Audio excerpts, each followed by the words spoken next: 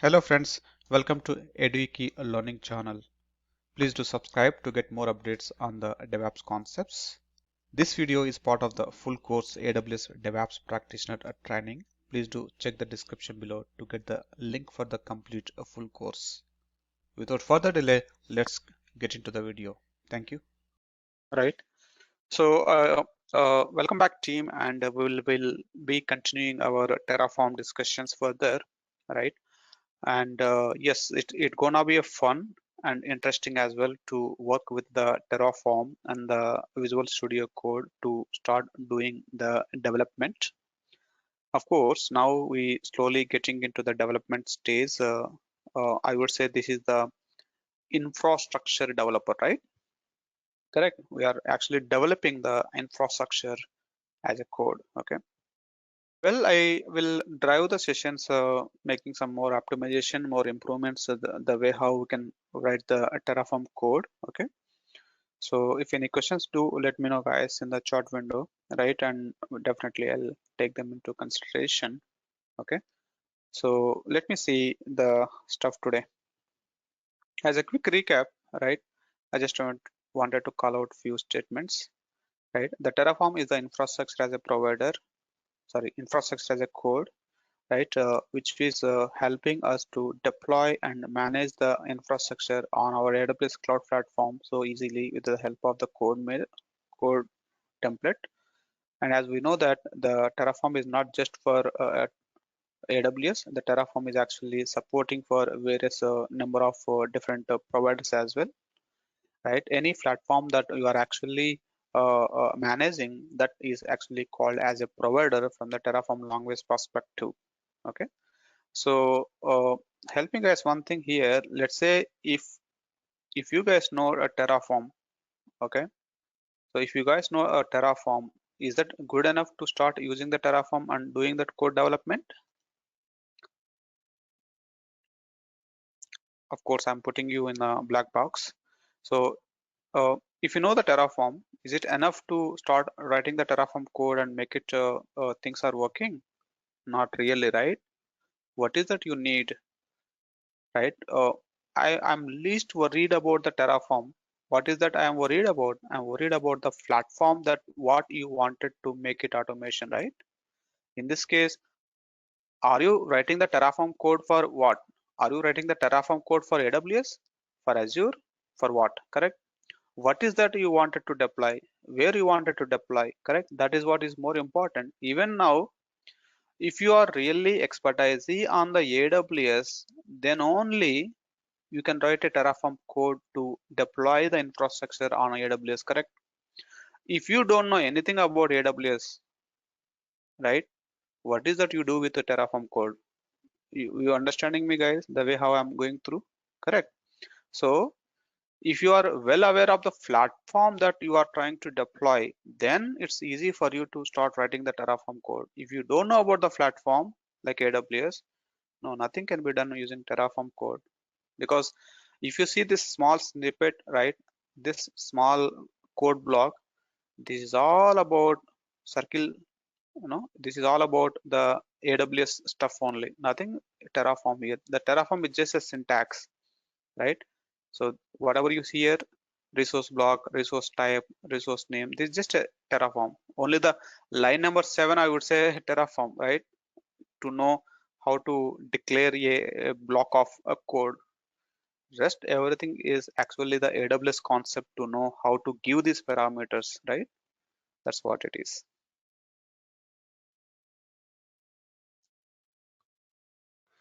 Right, so that's how it is, right? So when I'm doing something on the Terraform, right, I always use some of the AWS concepts here in order to make the things automated. But yeah, again, if you know the AWS, then only the things will be a little easier in writing the Terraform code. That's what I'm trying to make a statement here. Good. So let me do some more improvements here, guys. Now I think I'm here. So the improvement that I'm going to do here is, this is a simple Terraform code which is used to deploy the simple EC2 instance in the AWS cloud. Good. The access key and the secret access key that I have referenced within the provider block, this is in a plain text format which is visible for the people who is reading this code, which is not a good practice. So I don't want to keep the access key and the secret access key in the code. That is not a good practice, guys. Okay. So rather you keeping the access key, secret access key in the provider block, it's always you prefer to configure it, right? And keep this access key, secret access key in your local, correct? You see, I'm just doing the small change, right?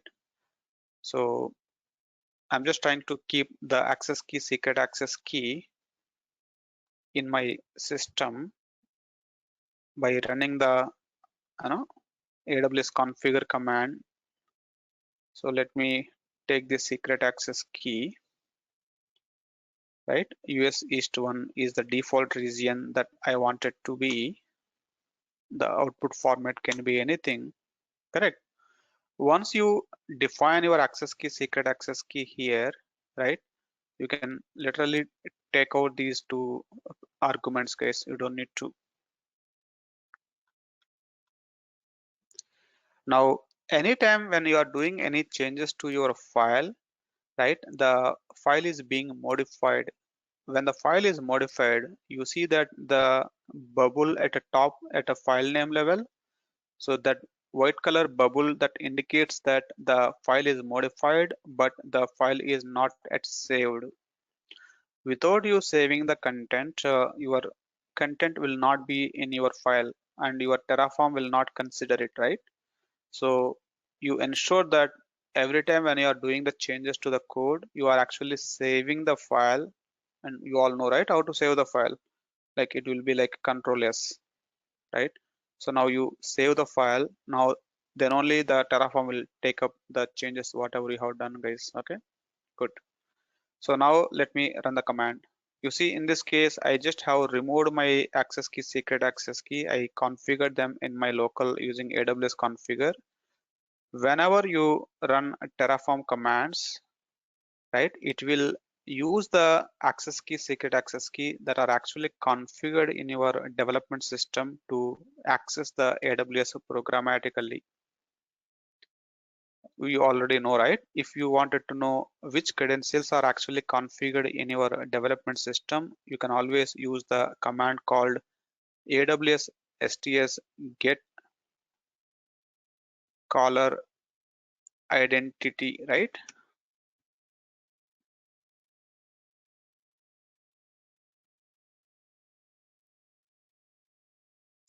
You see that it is actually using the PR credentials in order to connect to the AWS, right? In order to do a programmatic way of access. Good.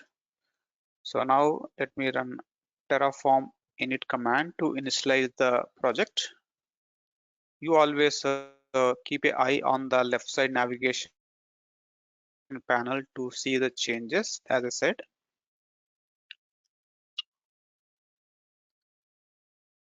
And you see, right, the init command is the command that you need to run at the very first time when you start with your project, and it actually downloads the provider specific plugins and keeping those plugins in the .terraform folder, right? And that plugins will help the Terraform to know how it can connect to the AWS programmatically and can render your resource blocks it into the actual implementation in the backend, right? So that's how it works. Okay, now let me clear the screen. If at all, okay, if at all you are planning to execute this Terraform code on the EC2 server itself, right? Let's say I want to execute this code in the EC2 server. So then you all know, right? If you are really expecting something has to be executed on the EC2 server and you wanted to control your AWS infrastructure, the IAM role is the concept, right? Correct. So if you are running the code in the EC2 server itself, then you don't need to configure the keys using AWS configure command, right? So you attach a IAM role to the EC2 server, then you run your Terraform code. The Terraform can make use of the IAM role and can connect it to AWS and can do the stuff. We already like as a AWS, there's a base concept to know that what is IAM role, what is IAM user, access key, secret access key, all this stuff, correct? So what I'm trying to write, there are multiple ways are available to provide a authentication to the AWS using Terraform. One method I have shown you how to give the access key, secret access key in the code itself. The second method I have shown you configure the access key, secret access key using AWS configure command. Right, this AWS configure by default storing the credentials, in the local system in the user's home directory in the folder called .aws, and there is a file called credentials. Right, in this file the credentials will be get stored, and those credentials will be used by your Terraform by default, and then it will get connected to the AWS. Right, this is what we know. So there are a few other ways also there how we can provide the access, and I have documented those different ways of providing the programmatic authentication to the AWS by using Terraform.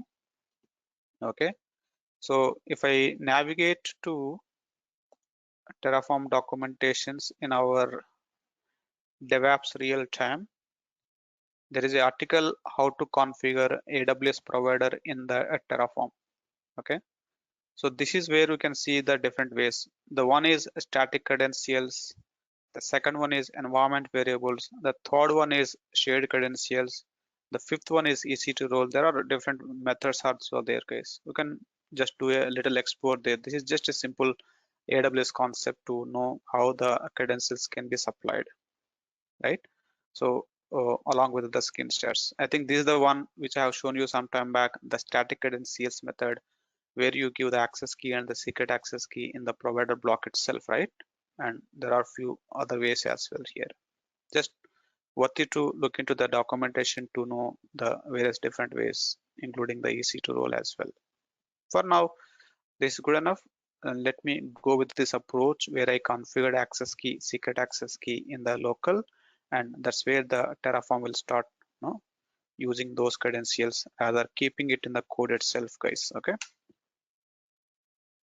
Are we good with that?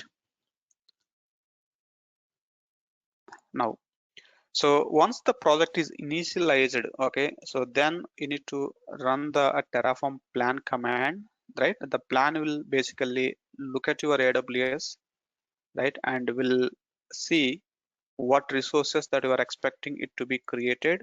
Then it will tell you that, hey, if you really deploy this project, right, these are the resources that are getting affected. That's how you get to know, right? So wherever you see the plus symbol, that is actually creating a resource, and this is the summary. Okay, if you are really okay with this plan, then you go ahead and start applying this plan, right? If you want to apply the plan, you just need to run Terraform apply. The Terraform apply command is actually running the plan one more time, and it will ask you for a confirmation, right? We already did this a few commands yesterday as well, but I'm just doing a simple recap, then I'll proceed further. Okay, you see, this is how the plan is executed again, and if you say yes, it will go ahead and do the implementation. If you say no, it will just come out from this deployment option, right? So now let me do one more time. Whenever you are doing the Terraform plan, it is possible to give -out parameter and tell that, right, I wanted to save the plan in a file. Let's say this is a plan.out. This is the file name, guys. Okay, whichever the plan that is getting created from this command, that plan I wanted to save in a specific file. That is how I'm going to take the plan and put it into a file format. Let me try to execute this command. I'll be keep on adding up some more some more best practices, guys. Okay, so now you see that the the plan is actually saved into a file called plan.out. Don't worry why I given the file name as .out. It could be .out, it could be .txt, it could be no extension, not a worry, just a file name, okay? Right? You can give any name that you like it. So now you in the left side you see that the plan.out is a file that is got created. If you go to that file, you can't see anything there, but this file is actually holding of the Terraform plan. Okay, you may be asking me now, what's the advantage having the plan saved it into a file? The advantage is whenever you are running the Terraform apply command, you can tell that, hey, the plan is already prepared for me. The plan is there in this specific file. Now I'm actually giving my plan as a input to my apply command, so that the apply command will take the plan from this file and it will blindly go ahead and execute the plan for you.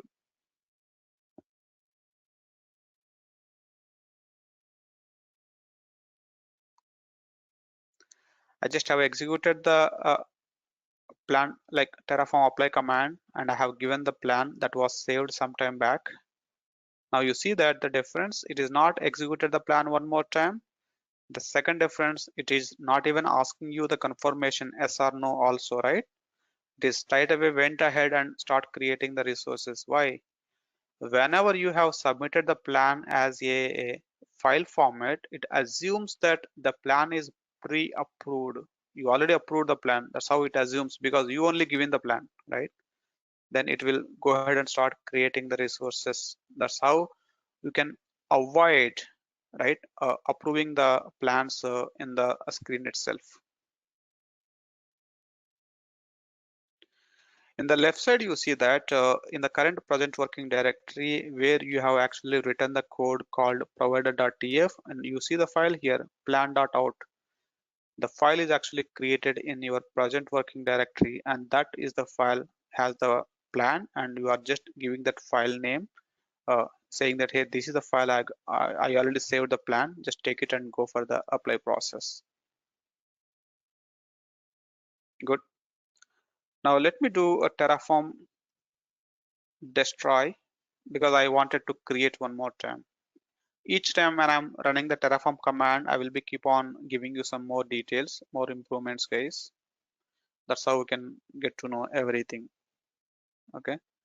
So usually if you do a destroy, it will try to destroy what were created before, right? And it is trying to generate a plan. You see, it is now again asking, because I'm destroying now, it is asking the confirmation. Hey, I want to destroy this server. You want me to proceed, right? Sorry, guys.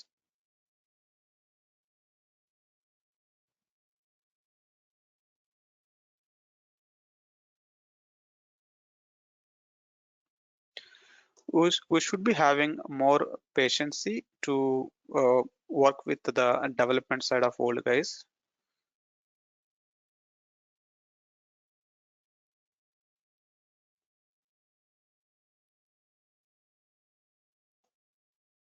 Okay, destroy is completed. So now let me run the command one more time. There are few files that are here. Let me do the cleanup as well. I'll definitely talk about all of them. Okay. So I'm just removing my plan as well. So you see now the init was already executed, right? I don't need to run the init command every time. As long as the .terraform folder is already exist in your project, and as long as you are not doing any major changes to your provider block, then your init command is safe. Like we don't need to run it again and again, guys. Okay. The second thing. Now let me do the Terraform apply. So first I have executed Terraform init, then I executed Terraform plan, then I executed Terraform apply. That is the proper sequencing how you need to run the commands and get the things deployed, guys. However, the Terraform plan was optional, correct? You run Terraform init, initialize the project, that's mandate. Then you directly go with the Terraform apply. You don't need to run a plan. The plan is just for your purpose, correct? hey, before I go and create something, I want to know what is that it is creating. I want to see the plan. So for your cross verification, you execute the plan and you know verify all the things are good or not, whatever is being affected on the AWS, correct? But from Terraform side of world, you can directly go with the Terraform apply as well, because it can run the plan backend and it will do the implementation as well for you, correct? So sometimes when you're running the Terraform apply, you can even say that, hey, this is auto approve. So like, hey, don't ask me that whether to proceed or not. You consider that this is auto approved.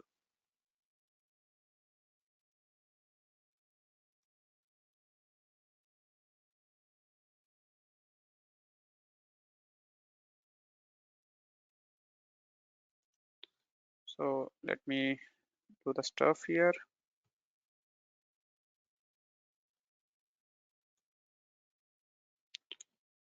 Terraform init.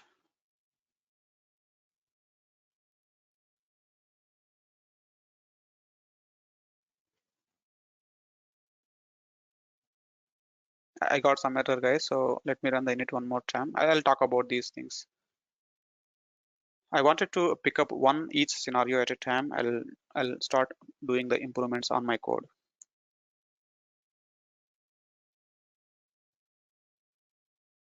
Let me try the other command.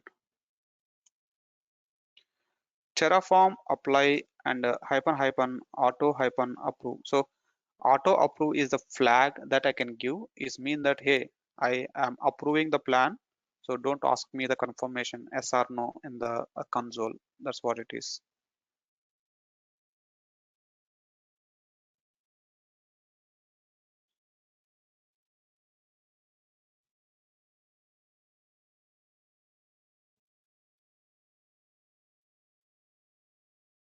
Okay. You see that it actually executed the plan, but the difference here is it is not waiting for your confirmation, correct? It went ahead and start creating the plan for you. You see the creation. So that's the difference now. If you give the auto approve flag, it will take care of running the plan and it will start executing the plan as well. It will not wait for your input. Are we good with this? Now you see that it is all done. So the very first time when you are actually deploying your resources in the AWS cloud, then there will be a file called terraform.tf_state will be get generated automatically in your current folder, guys. You see, previously there was only provider.tf file, right? So now you see there is one more file got generated that is called as terraform.tf_state. Let me talk about this file, right? The terraform.tf_state is the file that gets generated automatically the very first time when you are running the apply command. This file is containing the current state of your AWS resources. When I say a current state, exactly which resources were deployed in the AWS and the resources specific characteristics will be get saved in the Terraform state file. In the sense, help me guys in the chart window. Let's say whenever I deploy the EC2 server, what and all the EC2 server characteristics, in the sense the EC2 server metadata, right? Like the EC2 instance ID, instance is deployed using which key pair, deployed into which VPC, deployed it into which subnet. All these are called as a metadata information of the EC2 instance, right? Or the characteristics of the EC2 instance in a way, correct? So how exactly the instance is created, that actual real-time instance information will be now get saved it into a Terraform state file, which is called as a state file in simple words. If you go to the state file here, which is auto generated just now, and if you look into the state file, which is a JSON formatted document, and which is having the key value pair, which is enclosed by the curly braces, good. So don't worry about all these different things, but I'm directly jumping onto the resources block, and here you can see that, right, there is one resource deployed. The type of the resource is AWS underscore instance. Yes, that is what it is, right? Correct. So if I go back to my code one more time, what kind of the resource that I deployed, guys? It's very important to understand the state file. That's why I'm spending some time, right? So what is the type of the resource that I deployed from the Terraform perspective? From Terraform perspective, the resource type is AWS underscore instance, correct? This is the type, guys. The AWS underscore instance is the type that is at a Terraform side, not from the AWS side, correct? So it is saving the details in the state file saying that, hey, the resource is deployed of type AWS underscore instance. And what is the resource name? The resource name is web server. From where this name is coming from? This name is actually coming from your code. In the code, after the resource type, you see the resource name given here. This is the resource name that captured, and that is kept it into the state file saying that, hey, this is the resource type and this is the resource name that is deployed. This resource is deployed it into the AWS provider, right? And these are the resource related metadata information. And in the resource metadata information, it actually captured that the resource is created using which AMI, what is the ARN ID of the instance, and you see it's deployed it into which availability zone, and at a high level, right? You see the instance ID, instance type, what is the current state of the instance.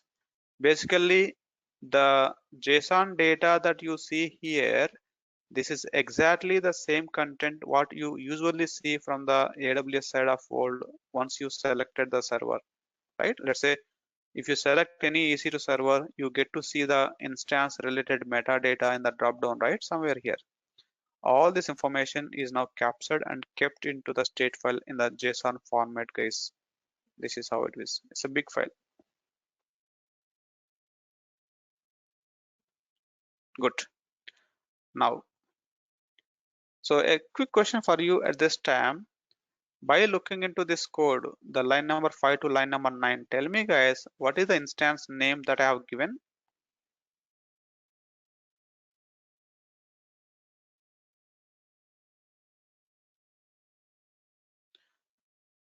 So you need to understand that the web server that I have given here, this is called as a resource name, not the instance name. What's the difference between resource name and the instance name? So the web server is the resource name that is at a Terraform side of world, right? So anything that you are mentioning outside of these two curly braces that is related to the Terraform, anything that you are giving inside this block that is actually related to your actual resource platform side of world. That means in this case, if you are keeping anything within the block, that is actually referencing to the AWS. Only AMI, instance type, key name, only these three things will be given to the AWS. Hey AWS, can you create an instance with this information? Anything that you are mentioning outside of the block, that is for Terraform reference purpose, not for AWS purpose, right? So the Terraform is actually storing the way how the instance is created in the state file, and that is where the Terraform is identifying that, hey, there is one resource is created of type AWS instance. The resource name is web server. The resource details are so and so. That is how the Terraform purpose, the Terraform reference purpose, it is actually saving the details in the state file. That is what is the name of the resource is web server. That is not a instance name. Are we good with that? Hence the reason the Terraform is storing in the state file that, hey, I have got one resource with the name called web server, but you don't see that name in the AWS side. You see the server name is not appearing here. Why it is not appearing in the server side? Server name? I did not given any name for my EC2 server. Agree with me? If you go back to the code one more time, you always look at inside the parentheses, inside the braces. This is what you are actually supplying to the AWS. And here I did not say any name. So obviously There is no name set for my EC2 server. The web server is not the name, that is the resource name, right? And that is just for a Terraform reference purpose, nothing to do. Because it has to store this information in the state file, and it is using this information to store the things there. Hope this is good. If you really wanted to give the name, okay, if you wanted to give the name for your EC2 server, tell me guys, how do you give the name usually? Always at a beginning side, at a beginning, right? You are a Terraform developer. If you don't know how to write a code, you always come to your UI. In the UI, you prefer to go to the screen where you can fill up the details, right, and start creating the resources. This is how it is. Come to the screen where you can create a resource manually from the UI, then understand how you are actually filling this form, then you transform that knowledge it into the Terraform code level. The beginning, later on you know how to do that. You see now, how am I giving the name of the EC2 server? The name is actually a tag, correct? If you look into this add additional tags, you usually give the key name as name, the value, this is where you need to give the EC2 server name, correct? Agree with me? This is how the name tag has to be given to the EC2 server. That will become the name of the server. That means what? Now, if you wanted to give the name for your EC2 server, which is actually a tag, right? So now I should know how to give the tag, right? How to give the tag for my server from the Terraform side. How to give the tag, guys? So anything that you wanted to tell to your platform like AWS that, hey, this is what I wanted to, it always a argument. So simple Terraform code, guys, right? Within this block of code, you just put one more argument and equal to value. So what is the argument name that I need to use? You can't guess anything, right? You ask the Terraform guys, hey Terraform, I want to give the tag for my EC2 server. Tell me what is the argument name that I wanted to use, correct? That's the process. So get into the AWS documentation, get into the Terraform documentation. Hey Terraform, I want to use, or I wanted to deploy the EC2 instance and give me the documentation.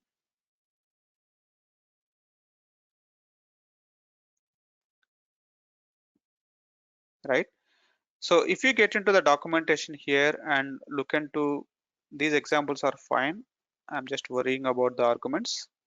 You see arguments, and in the arguments somewhere you may be finding the argument, right, that you can use to give the attacks. Sometimes you can even do the control F and search for the argument name as well. It will be huge, right?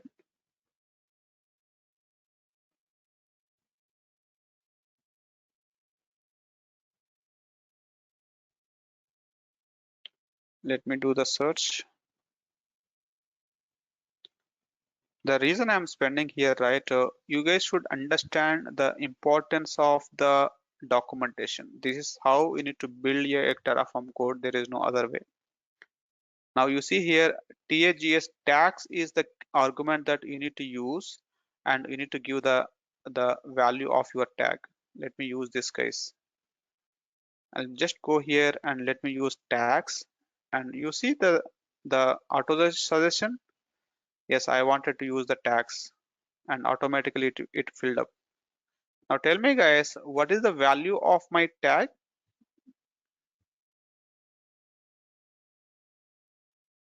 Is it the server name? Not really, right? I need to give name, correct?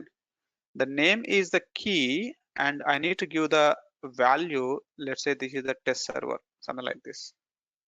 So this is not a valid, right? So usually the argument name equal to value. That's how it should be, right? So here I'm giving the tags is the argument name. The value is not a single wording, right? The value itself is like a key value pair.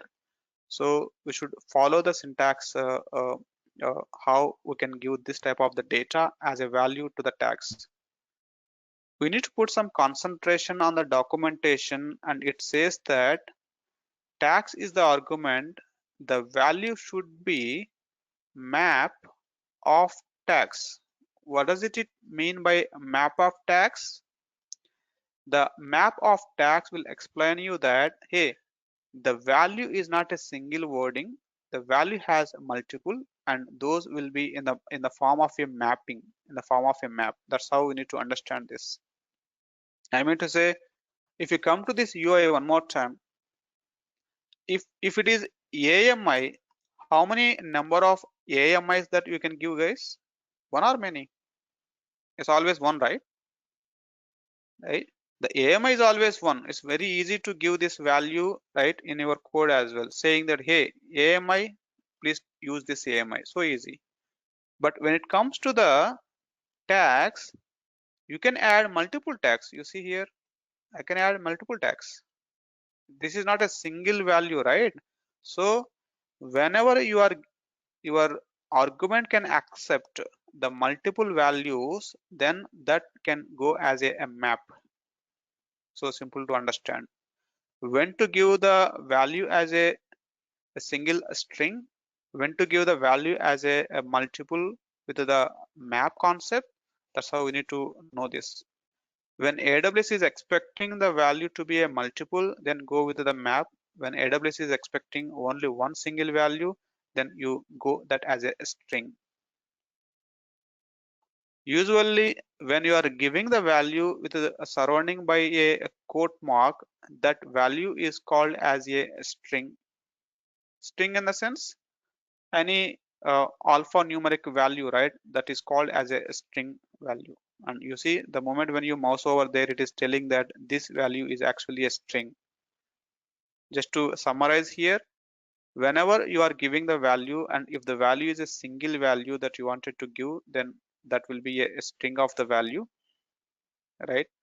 And whenever you wanted to give a multiple, then that cannot be a single string. That will be a map of.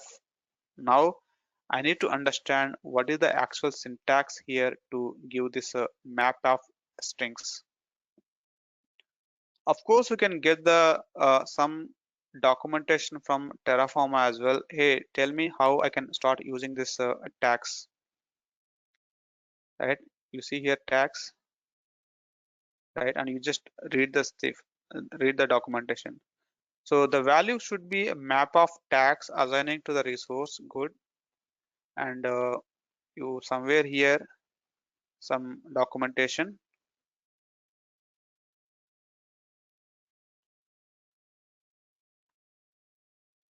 right? You see here this is default tags. That's okay.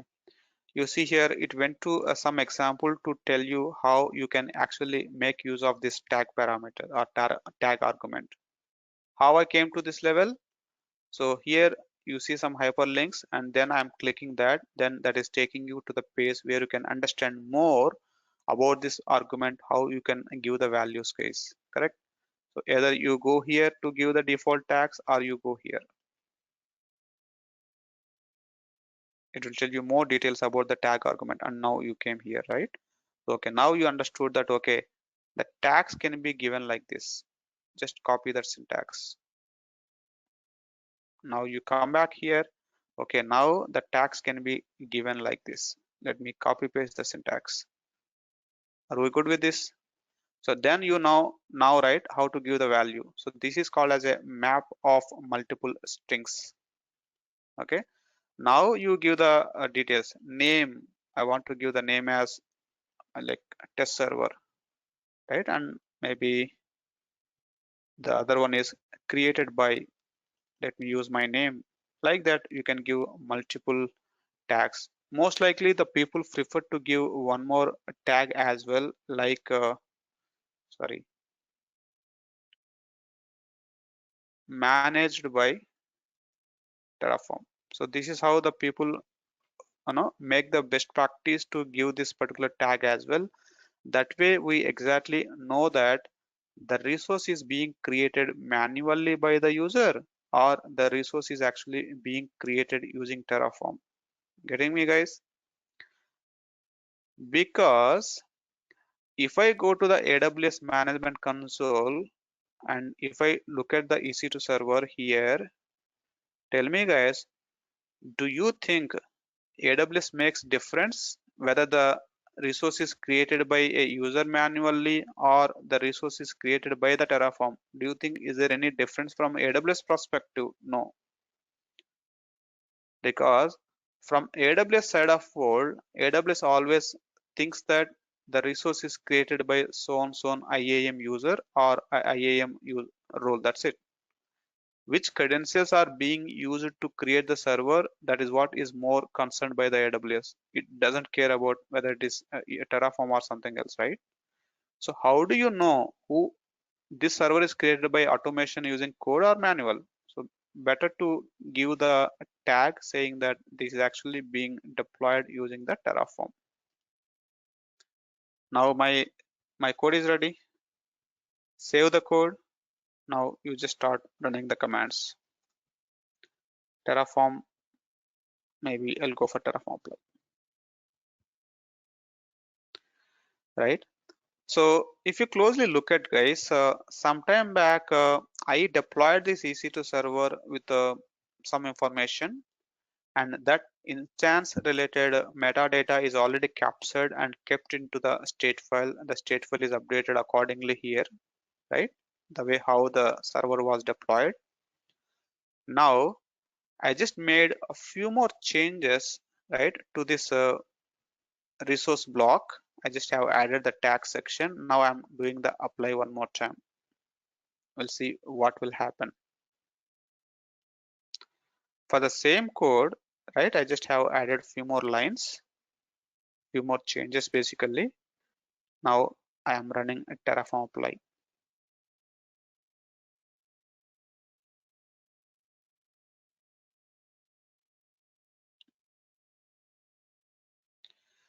As I see a question in the chat window, what would be the scenario to give multiple tags? I'm doing the same, right? I'm giving multiple tags. I given almost 3 tags here, right? That is what is the map of multiple strings. That's the statement that we use, okay? Now, if you look into the plan, guys, it is saying that, hey, there is one resource that is being changed, right? Now, if you look into the output, right, wherever you see the tilt symbol, that is where the update is happening. The update is in place. That means your existing resource will not be get recreated, but it will be get updated on the fly. That is what is called as a in place upgrade. And if you see your in place upgrade details, right, the server, this instance or this resource is already there and it is going to be updated. What exactly is being updated, guys? And you see this, the tags are being updated to the existing resource, and that's what you can see here. And it is giving you that, hey, there is one resource that is being updated. If you are good with that, just give yes, this is what I'm expecting. It's very important to understand the Terraform behavior, how the Terraform know that the server is already there in AWS, just matter of updating the tags only. How it know that? Whenever you run the Terraform apply command, the first line that you see here, that it is actually refreshing the state.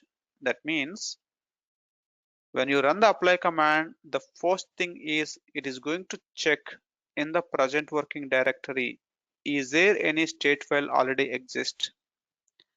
If there is a state file already exist, then it will try to check in the state file, right? What's the difference? The code that you have given here is actually the source of truth or the desired state, in the sense whatever the changes that you did in the code, that is what you are expecting, right? Hey, I want my resource to be with this characteristics. Now let me compare this with the state file, what it is already deployed. The state file says that, hey, this is what it is being done. The tags are missing. So if you look into the state file, I'm sure the tags will be null. You see here, the tag section is almost null. Now what is the difference, guys, between the code which is the desired state and to the actual state? Getting me? The actual state is what it is currently in the state file, right? The desired state is what you have been modified in the code. So the Terraform apply command is going to compare the desired state with the actual state in the state file. Then whatever it makes difference, which is not there in the state, that is the difference that it is trying to create it now. That's where it is telling that, hey, when I compare your code with the state and I see that the tags are only the missing item, now I'm going to update that for you. That's what is it is understood, that there is one simple change that it has to do for the existing resource. Good with that? If you do yes now and hit enter, right, it will go and update the tags to the existing resource, and you see it is actually modifying. Now if you come back and look for this instance, and it might have been got the tags added. Of course I need to refresh. Right now what I'm doing, I'm actually showing you how to update the existing resources using a Terraform code. You just make your code changes, apply, it takes care of right, understanding the differences, and can and can go and do the necessary changes to the existing infrastructure as well. Now if I go to the state file, guys, right, and definitely you see the state file is again updated with the latest state. You see the tags are actually added in the state as well, correct? Because the tags were actually added to the real infrastructure, and it is updating that in the state file as well. Now let's say if I run a Terraform apply one more time, what is the expectation, guys?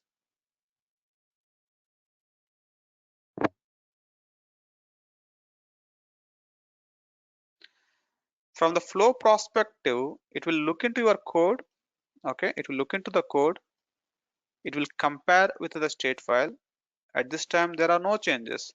What is that you are looking for is matching with the state, and it will tell that, hey, there are no changes are applicable, and this is all up to date, nothing to be done. That's how the stateful is playing a major important role. The first time it will create a state file, and later on it will use the existing state file to understand what was already there and what are the changes that you made in your code, and that's how it works.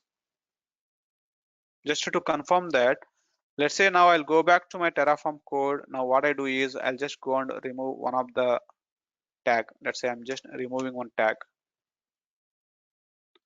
I removed it in my code. Now let me run Terraform apply. I just have removed one particular statement in the code. Now I'm running the apply. It will just compare. Okay, as per the code, it just need only two tags. It will just compare with the state file. The state file says that, hey, there are three tags. Okay, look like as per the code changes, the created by tag, this tag should not be needed, right? That's what you said in the code. It will go and do the change for you, and you see that it is actually trying to delete this particular tag for you. That's how it is doing the modification. If you do say yes, then it will update the EC2 server, and it will update the state file accordingly. Now if you look into the state file, you see that it is already updated, and definitely it is updated in your EC2 side as well. If I do a simple refresh, you see that one of the tag has got deleted. You see it's gone. Focus on the concept, guys. Here my intention is not to show you how to create a EC2 server or how to create a tag. Getting me? I am not teaching how to create a EC2 server in this lecture. What I'm trying to teach, I'm explaining the Terraform behavior, how it is making use of the state file and how it is comparing and how it is managing the infrastructure. That is what is trying, no? What is we are looking at here. Now,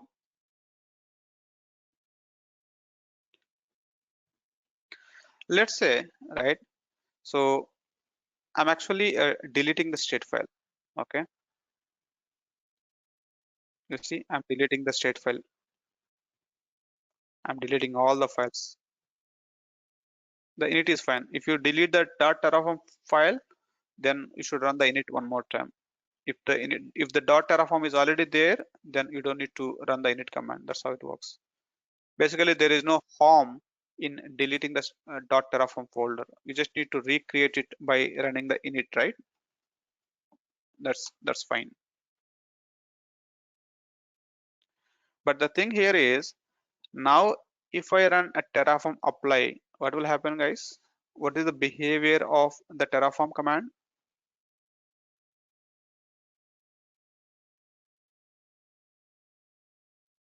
right? The Terraform will look into the project working directory to see is there any state file, and there is no state file right at this time. You see, when I'm running apply, it just check for, hey, there is no state file. Look like this is a new project. Look like the server is not already exist. So now it will try to create a new state file. Now it will try to create this EC2 server. But is that true, guys? No, right? This server is already exist. You see, the server is already there. But Terraform wouldn't know that, correct? How would Terraform know that the server is already there? The Terraform can know that only with the help of the state file.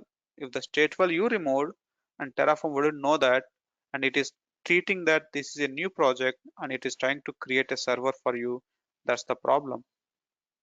So since the Terraform is heavily depending on the state file to manage the infrastructure, right? So it's your responsibility to ensure that the stateful is secured, the stateful is safe, the stateful is not corrupted as well. If for any reason the stateful is corrupted or it is not in a readable fashion, then you are gone. Your Terraform cannot manage the existing infrastructure. It always try to create a new one. No, that is not my requirement. You see, now if you ask me, hey, can you manage this EC2 server? Maybe I want to delete one more tag. Can I delete one more tag from Terraform? No, because each time when you run the command, it try to create a new server rather updating the existing server because I deleted the state file completely. Of course, there is a workaround, right? How do we come to this kind of a scenario if at all the state file gets deleted? I'll talk about that later, little way advanced. For now, we need to understand what is the importance of the state file. Now tell me, guys, if I say yes, what will happen?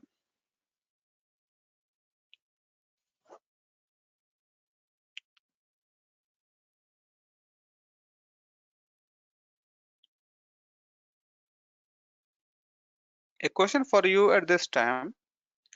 If I say yes, the Terraform will go and create a one more server, or it will fail, stating that, hey, I'm trying to create a server with this information, but this server is already exist. What I'm trying to? Usually there will be two situations, right? One, it can go and create it, or the second, hey, I can see that the server is already there with the information that you are looking for and cannot create it one more time. So it will get failed. What do you think, guys, now? Which one will be in this scenario? It will get fail not to create a server, or it will go and create a one more server.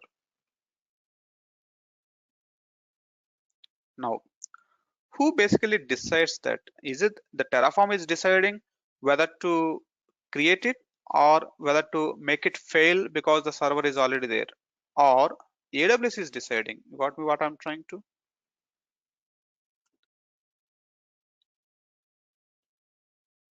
right? The Terraform is nothing doing here. The Terraform is responsible just to tell to AWS that, hey, AWS, I want the server to be created with this information. That's it. Whether the AWS will create it, whether the AWS will throw the error, it up to the AWS. You got me what I'm trying to, right? That's where you need to get the AWS knowledge now, right? How the AWS will behave if you are trying to create a new resource. Will it throw the error, or it will give the, or it will accept it? That's all AWS dependency, guys, not a Terraform dependency. That's what I'm trying to explain here. Because most of the times we think that we are working on the Terraform, it could be a Terraform issue. Not really. The Terraform will just transform your requirement to the AWS in the programmatic way. Let AWS decide to create it or not. Whatever AWS says, the Terraform will show you the output here. Somehow my terminal got stuck up.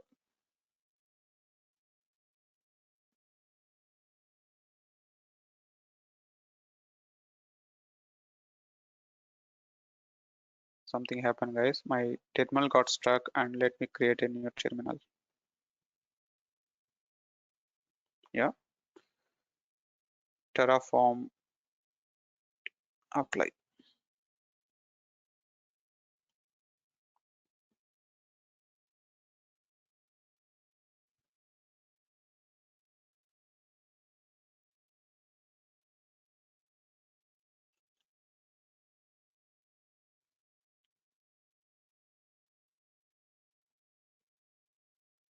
Okay, so now let me say yes.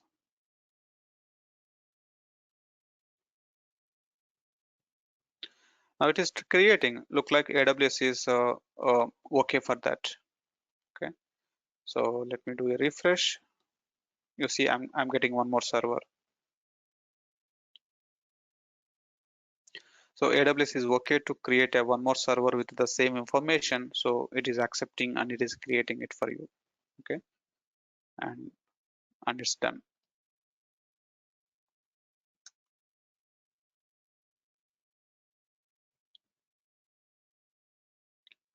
So in the left side panel, right, you see that there is a file called terraform.log. I'll talk about this file importance later, but for now, let it be. You ignore that. Okay. Now, whenever you are actually writing the code, right, whenever you are writing the code, this is not a best practice to keep the values in the code itself, guys.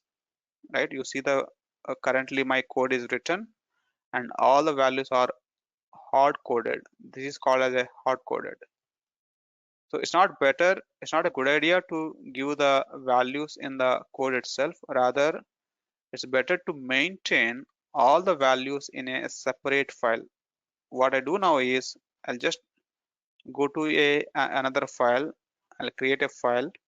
I'll say that terraform.tfvars is the file name. Always the file name will be a terraform.tfvars only. This is the file where you are actually maintaining the values that you wanted to give to your code, right? So these are the values that I wanted to give, right? So you maintain the values in the terraform.tfvars.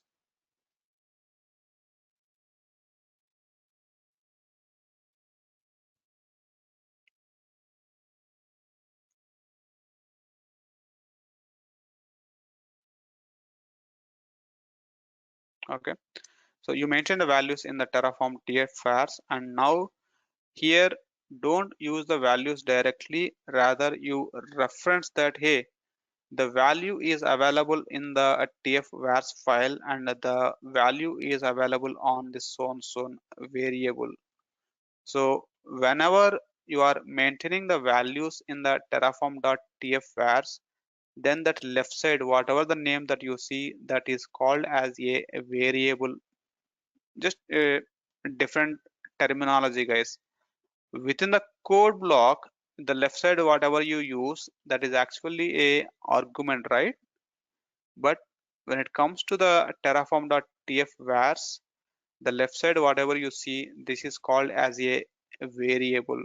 Now when you are giving your value to a variable, it's up to you which variable that you wanted to use. Let's say I wanted to use the variable name as AMI underscore ID, right? I wanted to use the variable as, right, just a type. Maybe I wanted to use the variable called key. It's up to you, right? Whatever the variable name that you wanted to use, can use it and just declare a value for that.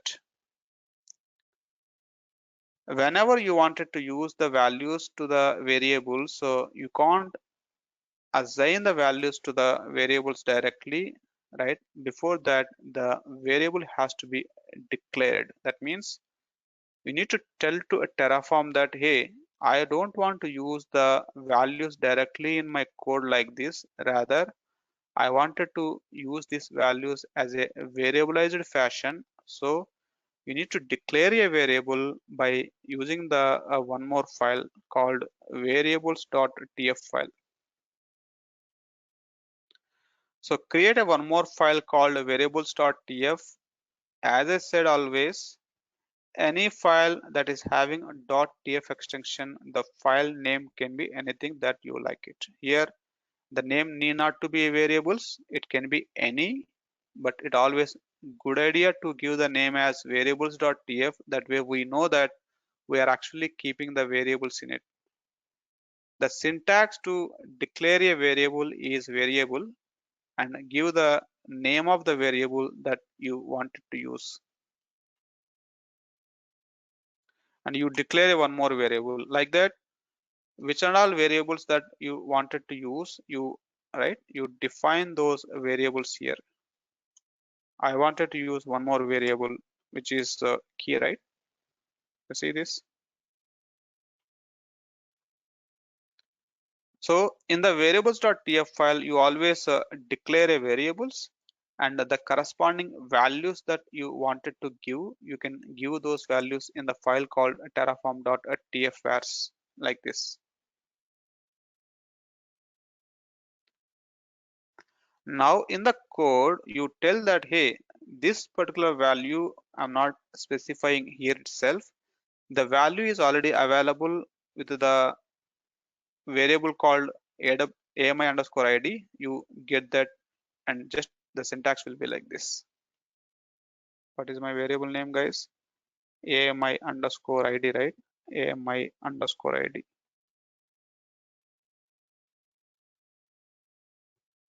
Yeah. Now you see the syntax. This is what you need to tell in the code. Var dot the variable name. This will tell to a Terraform that, hey, to get a value of the AMI ID, you please get it from this variable. Where is this variable value is there? The variable value is there in the file called terraform.tfvars. Go to that variable and get that value, replace that value during the runtime. That's the concept, to replace the values with the variables.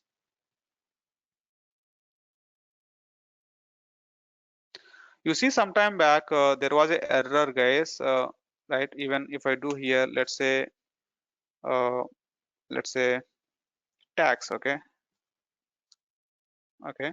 So you see the red mark here. Why it is giving the red mark? Because you are trying to use the variable without you declaring it in the variables.tf file. That's where it is, triggering the error here, right? So ideally, any variable that you use should be get declared like this, variables.tf file. This is the syntax to declare a variable, and you give the values here and you reference that variables here using var dot. Now you see I'm not giving this value here. I'll say var dot take the value from the variable called type, var dot take the value from the variable called t. That's how it works, guys. Right? Even this one, like let's say var dot take the value from a variable called name. You see the name variable is not declared and it is giving the error. So let me go to variables.tf file and say that the variable is name, and you give the value in the terraform.tfrs saying that the name is, let's say, web server, and that you reference here. Maybe this also I can make it as variable. I wanted to use this as managed by. It's up to you what is the variable name that you wanted to use. Need not to be your argument name, but whatever the variable that you wanted to use, you declare that in the variables.tf file, and you give the value in the terraform.tfs. That's a cleaner code. Now you see, maybe a region as well. I don't want to give the region here. Hey, get the value from the variable called region, and you declare a variable here.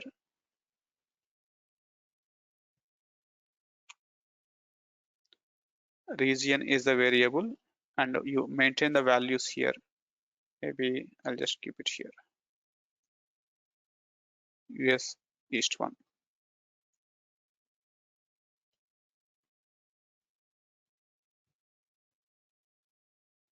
Right? So you see now my code is very cleaner. Just to call out, as a good developer, you should never ever give the value directly in the code. Always your code should be very much generic, and whichever the value that you wanted to give, you keep those values as a variable pattern, and you maintain all the values in one single place. The only advantage with this approach, right?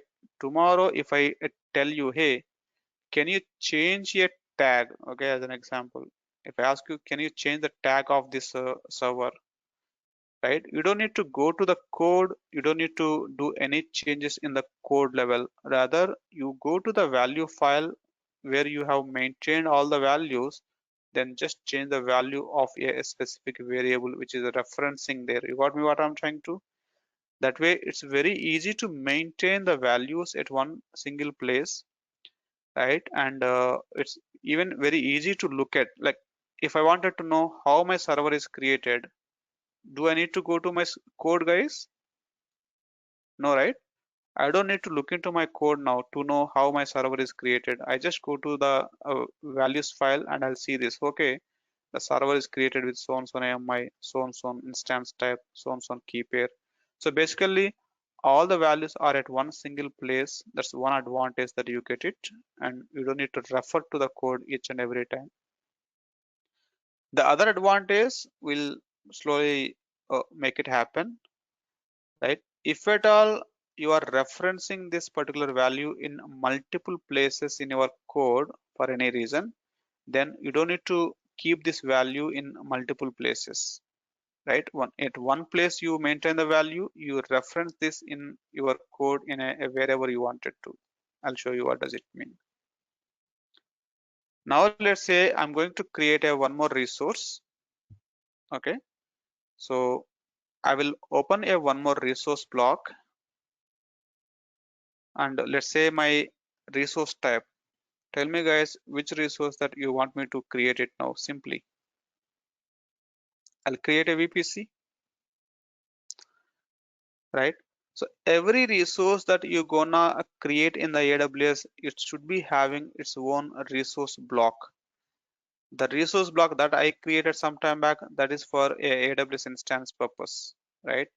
Now let's say I wanted to create a one more resource. You open one more resource block, you specify the resource type, then the resource name and the resource attributes. Now you need to know what is the resource type if I want to create a VPC, right? So get into the documentation, go to the list of resources here, right? Go to the VPC, then get the things.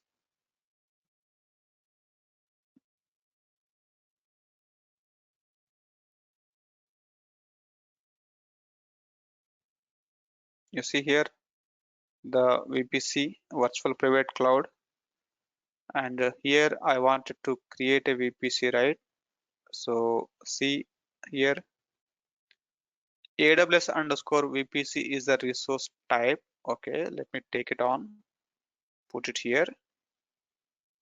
The name could be anything because this is the Terraform reference purpose. So this is my VPC.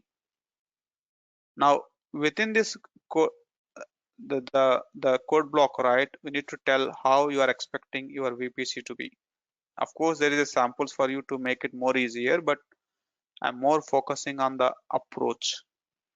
Look into the argument reference and take the argument that it is actually accepting the CADR block information of your VPC, right? Like this, and give the value. What's the best practice? I don't want to give the value directly here. Rather, I wanted to use the variable. Let's say this is a VPC CADR. If you are referencing the variable, you don't need to put that into the quote mark. So like if you decide that this is the variable that I wanted to use to give this value, you first declare that in your variable.tf file,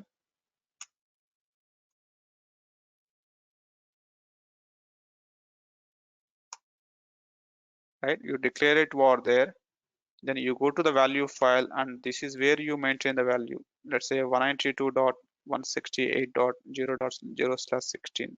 I'm done. Now let's say I wanted to give the tags for my VPC. Okay, look into the argument reference and look for the tags here, and you give the map of tags. The syntax gonna be the same. This is where you get advantage now. So when you are referencing the tags, guys, you don't need to worry about giving the values here as a hard coded. You see, I'm using the tags here as well as here as well, right? Every resource will have the tags. Most likely the tags will be the common everywhere, right? So what do you do? Just use the same syntax. I'm done. Now, am I giving the value in multiple places? No, right? Wherever I wanted to use the same value, right? I'm just referencing it into the variable, and I'm actually maintaining the value at one single place only. So this value is now get rendered it into multiple places in your code. That is the other biggest advantage using the Terraform variables.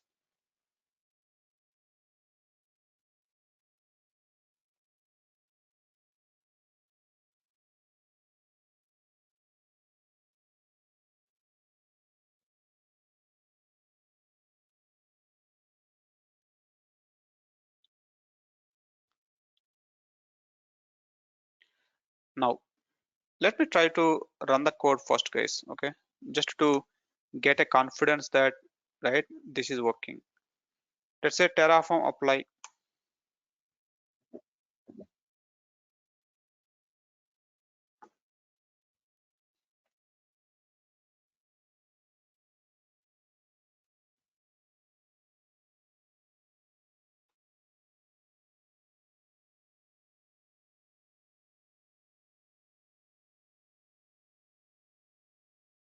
Right, so it is trying to change one and it is trying to add one. If you look into this, right, it is actually adding a VPC for you because the VPC was not already there.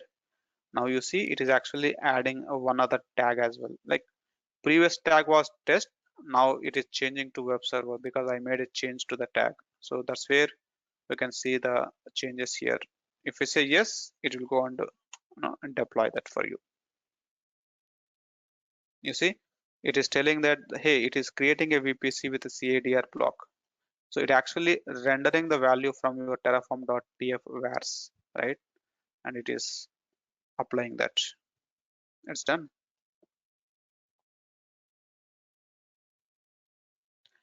Whenever you are making the things into a beautification, right? Technically, you don't need to maintain multiple files like this. Let's say all the variables that I wanted to declare, right? All of these variables, I can even put it into the same file. You go to this provider.tf file. In this file only, I'm going to put all of my variable declarations. You see, I'm just putting here only. right? And all the values that I defined here, I don't need to give the values in this file. Let me remove these values there and let me put the values as well in the provider.tf itself.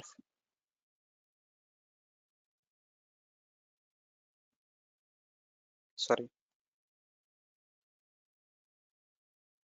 not values, only the declarations. So now I can remove this terraform.tf. It should work, guys. But I'm trying to write all the files, like whether you keep your code in one single .tf file or you divide your code it into multiple .tf file, both are same, right? It's very difficult to manage your entire Terraform code in one single file like this. A single file has a variable declaration, the same file has a provider, the same file has a EC2, the same file has a VPC. So your file length is keep on growing up. It makes more confusion, right? So rather maintaining the whole code in one single .tf file, it's better to segregate your code it into multiple files, because when you are running the Terraform, it is going to combine all of your .tf files, content it into one single entity, and it will just proceed for the implementation. You got me what I'm trying to? So it's just for your flexibility. The Terraform will just go in the same manner, whether it is multiple files or whether it is a single file, it gonna process it in a same fashion. So I'm just trying to make it more readability, so that rather keeping everything in one single file, right? I'll just try to put it into a multiple files. This is another file. The name of the file, just for our reference purpose to understand that this file is containing some variables. Let's say the EC2 instance related code, right? Even I don't want to keep it in the same file. Maybe I'll just create a one more file. This is for EC2, right? Let's say the VPC, again, I don't want to keep it in the same file. I'll remove it from here. I'll create a, I'll create a one more file called VPC. Now maybe this file is having only the provider, right? Maybe I'll name it as, okay, it's already named as provider.tf. Now it's more organized. If I look into my code, we can easily understand that the variables are declared in the variables.tf, VPC is in the VPC file, EC2 is in the EC2, the AWS provider is in the provider.tf, right? So that's where it's more organized. But Terraform makes, right? Treat it as a same fashion, like it is all in one single file, right? It doesn't matter in which order the files are there. At the end of the day, all the .tf files will be combined it into one single file, and it will be processing when it comes to the execution. Even within the file, if you are, let's say within the file, if at all you are having multiple blocks like this, it doesn't matter about the sequencing. The first block can be at a last, this block can be at top side, no matter. The Terraform all looks at the block only, no matter which block is at where and the positioning. It doesn't care about all of this. You just need a block of code, that's it. Even the variables, it doesn't matter about the positioning, it can be anywhere. Even the values, it doesn't care, it can be anywhere. The sequencing is not a matter, it always care about the block of code. Yes. No matter how many number of files, it actually combines all of the .tf files it into one, and it will be processing at the time of you run the Terraform commands.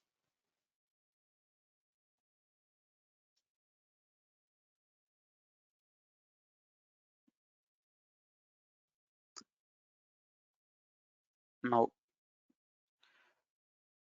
When you are actually defining your variable, and of course the variable name is your choice, whatever you want it to can define and referencing the same across the board, right? From Terraform side, there is no standards how you wanted to name the variable name, like uppercase, lowercase. No, there is no standard, but it's recommended to separate your wording using the underscore. That's a recommendation. But from Terraform side, there is no official guidelines that this is the standards that you follow to make a variable name. It's up to you, but you make underscore as a separator between the word to word for readability improvement purpose to make it more meaningful variable name.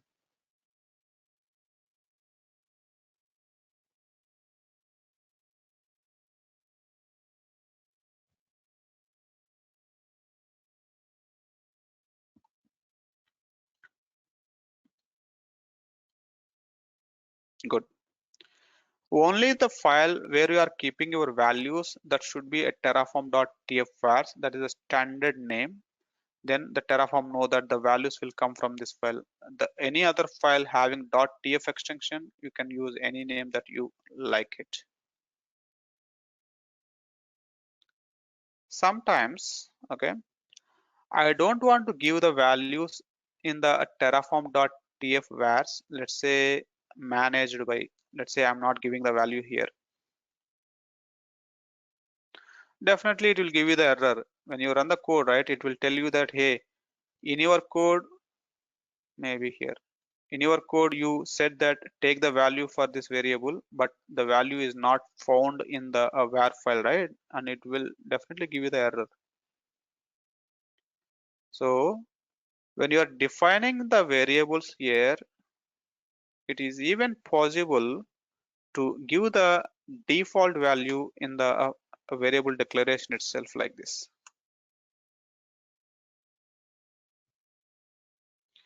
So when you say a default as an argument within the variable block, that means, hey, if at all there is no value defined in the tf-var file, don't worry, you take the value from the default section, whatever is given. That's what it's it's way recommended to give the default value for each variable. That way, for any reason, if you missed to give the value in the tf-vars, at least your code will not go fail. It will just proceed further with the default value that you specified here, right? But if at all you have given a value as a default in the variable declaration, as well as you given the value in the tf-vars, in both cases, maybe here I'm giving it as my name. If this variable value is given in both places, one is at tf-vars, one is at variables.tf, then your tf-vars will take more precedence preference basically. Now tell me guys, in this case, there are two values for this variable, right? One is Terraform, one is PR.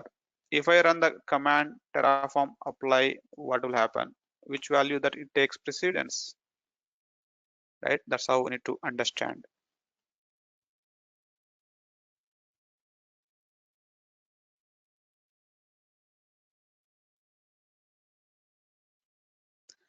And again, guys, I'm not teaching about how to create a EC2 or how to manage the tags or VPC. This is all about the Terraform workflow, the behavior of the Terraform. Now you see that it is trying to change two resources, and if you see the the the the value is changing to PR. It was Terraform before. Now I made a change because this is taking the precedence compared to the variables.tf file, whatever is defined there. That's how we need to understand the precedence as well. I'm not applying.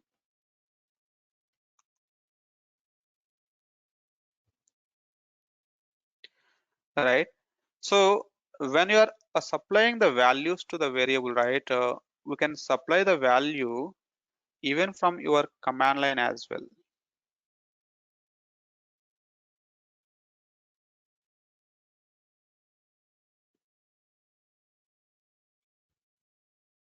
whatever, some name, right? So in the apply command itself, it's possible to supply your value to the specific variable possible.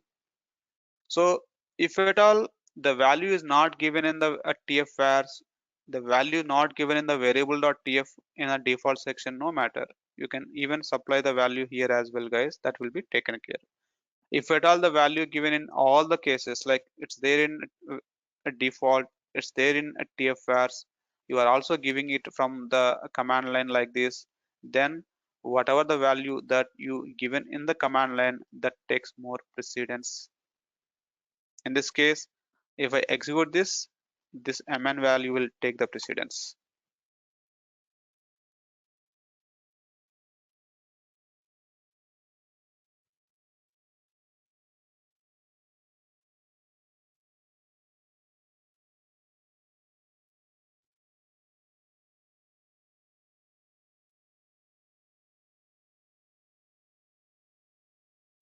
Now you see that it is actually getting the value called mny. That is what I referenced in the command line argument, guys. Are we good with that? The way how, or the different ways to give the values to your variables. Don't worry about the use cases. Why this many number of different places? You'll get to know all of this, but this is how the different ways to supply the values. I'm not applying each time. We don't need to.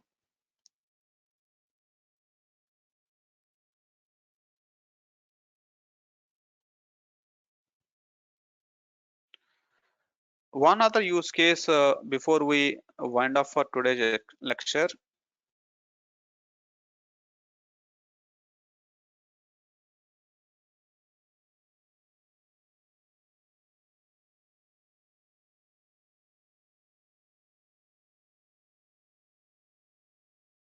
As of now, okay, I am creating a VPC from this Terraform project, and I am creating a EC2 server as well.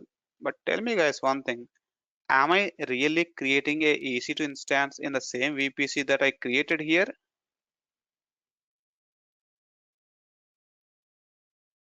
No, right? I created a VPC that is a separate resource. I created EC2 instance. This is deployed it into the default VPC because within the EC2, right, uh, configuration, nowhere I talked about that the server to be deployed it into which a subnet or which VPC, correct? That is, now we need to do the linking. We need to tell that my server to be get deployed it into which VPC, which subnet, all this stuff that we need to reference it now here. So we'll look into that as well. But I'll definitely talk about that, how to do the linking.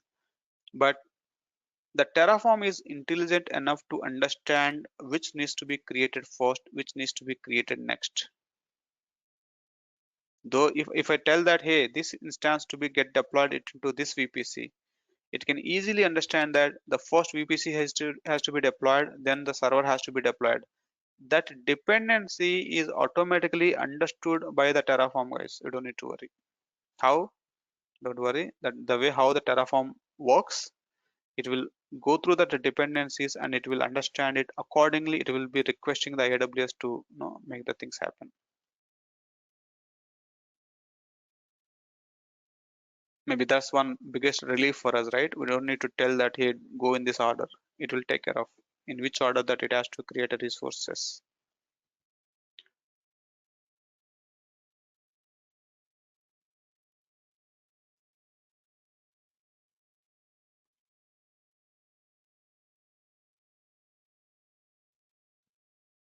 Okay, so how to tell that the server has to be created in the VPC? I think we'll take it in tomorrow because it has some significant steps to do that. I don't want to put more load.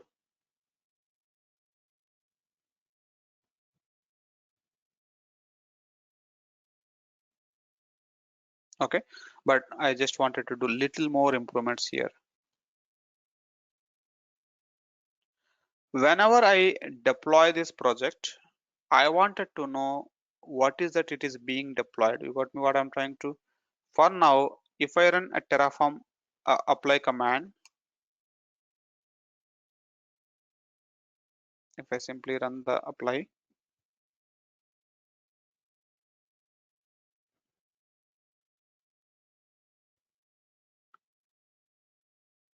though I discussed about 2 hours, guys, from the concept wise, we learned very few things. I'm just showing different scenarios only because each time I need to execute it and show you in real time, right? So it takes some time. Now let's say it's done something, right? Do you get any output here saying that which VPC is created or which instance is created? No, right? It just said that, hey, something is done, two changed or two added.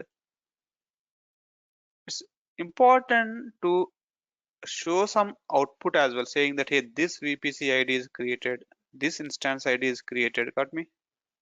So once the resource is created, right, which is that you are interested on, it's better to always export that particular value to your console.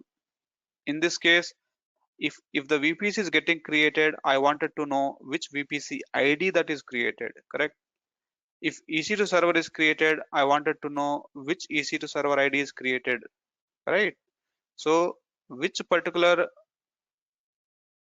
metadata value that you are interested on that I wanted to show in the console, that's where you need to export the attribute.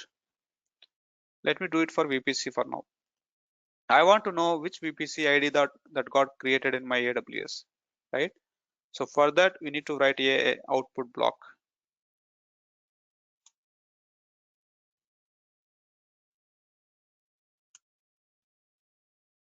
Maybe this is your output variable. Let's say I wanted to say VPC ID.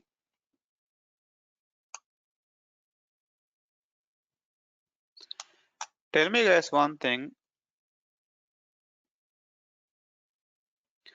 When the VPC got created, where would the Terraform is storing this VPC information? Like which VPC is created, how it is created, the characteristics, all these things. Stateful, right? Obviously. So how the VPC is created, that information is definitely there in the state file, sure. But tell me one thing before I go to the state file, in which format the value is stored in the state file? What is the referencing? I mean to say it is a JSON format, but it actually identifying the value with the help of resource type and the resource name, correct? It always referencing or identifying your resource using the resource type and the resource name only. This is at a AWS, sorry, this is at a Terraform level. Even if you go to the terraform.tf state here, if you do little scroll down,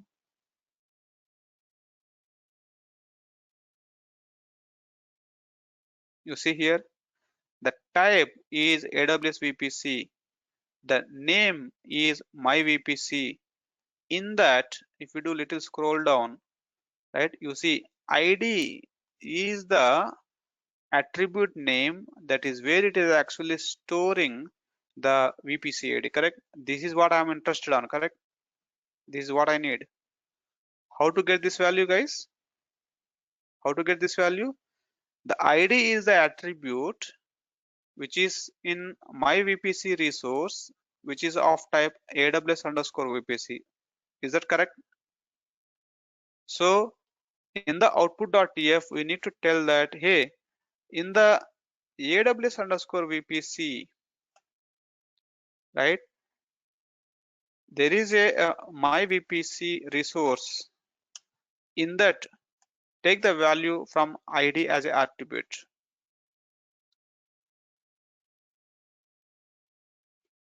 I'm done. You need to understand the syntax, right? How did I compose this syntax? I'm telling that which resource type, which resource, and which value that you are interested on. How do I know this value or this argument name? our attribute name. As of now, I got it from the state file, correct? If you look into the state file, you see that the VPC ID is actually stored with the name called ID. Okay, that is what I am interested on. You put that here and you give this as a value, and that is being given to this output variable. Now, if you run a Terraform apply command, this is the last scenario for the day.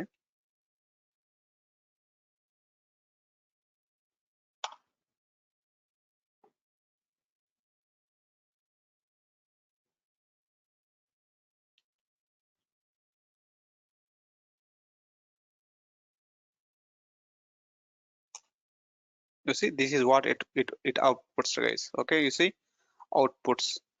Hey, this is your output variable, and this is the value.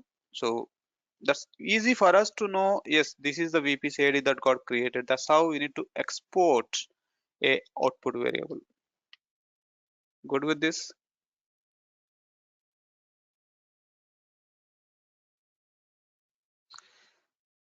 The output block, whatever I written here again, it can be anywhere, guys. You don't need to keep this in output.tf. It can be in terraform.tf as well. Correct? What I said, anything that you are keeping in the .tf files that need not to be in a separate file. It can be in anywhere. It can be in a single file as well, but I'm just making a best practice. I'm just putting it into a separate file. It's easy to understand. And the name of the file is can be anything, but when you're writing the block, yes, this is standard. Always the block names are standard, right? So this is the output block. So it has to be output. This is the output block. Let's say in the EC2, the block is resource block. This is the output block. This is the provider block. So the block name is constant. That's as per Terraform. Then the Terraform, and I will understand that, okay, so what needs to be done for this.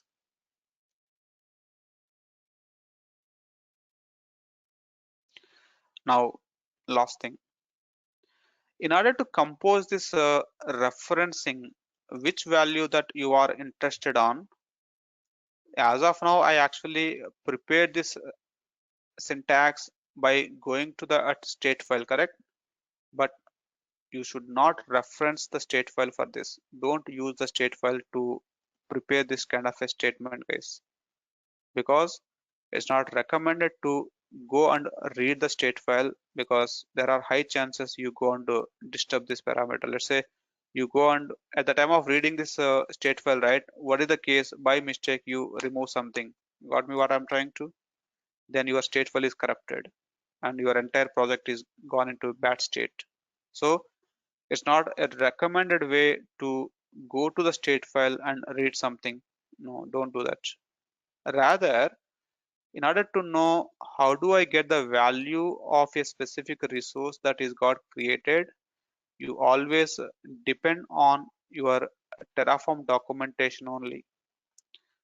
Usually, if you look into any resource documentation, it will tell you the argument that it can accept. Also, if you do little scroll down, it will tell you the attribute reference. These are the different attributes that are exported will be kept in your state file.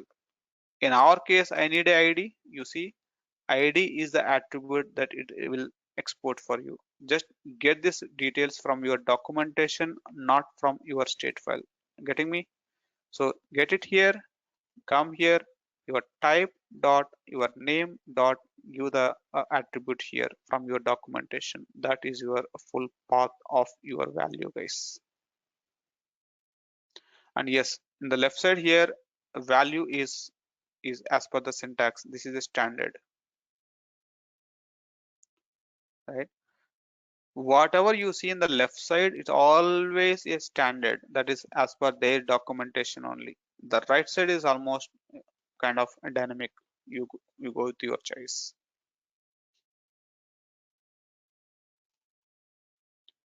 Except variables. Within the block, the left side is always a standard. So the Terraform will tell you how to use that. Okay, so that's the story for today, guys, at least. And yes, if you have any specific questions, do let me know. So as and when we are improving the stuff, so I'll be keep on adding some scenarios how to make the things better and better to write a Terraform code.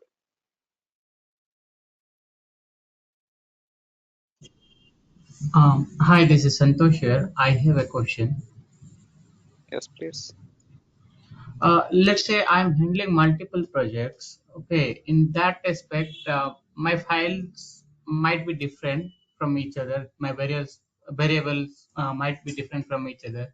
So in that case, I need to run AWS configure separately, then run my code separately, or how does it work actually?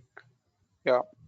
So we have a dedicated session like a Terraform modules, which I'm going to cover probably tomorrow. That will cover up the multiple project scenarios. We will get into Oh, that. Tomorrow whole concept is regarding the same. okay. Thank you. Thank you very much. Thank you.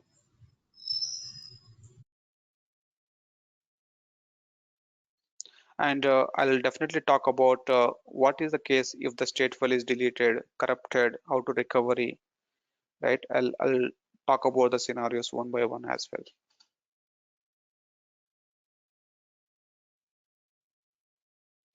As I see a question in the chat window from Arshita, right? If you have deleted a subnet by default, sorry, the default subnets specific to that statement, right? I'm sure you can't delete, you can't create it again. If you have deleted the default subnet, you can't create it again. You need to reach out to the AWS support team to restore this,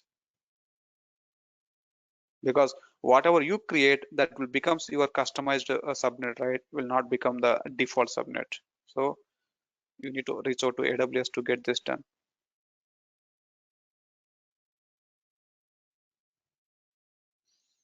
Sounds interesting, guys, the Terraform, and I hope you feel now the Terraform is way easier. It's not that much complicated. We just need to understand the Terraform workflow and the platform knowledge.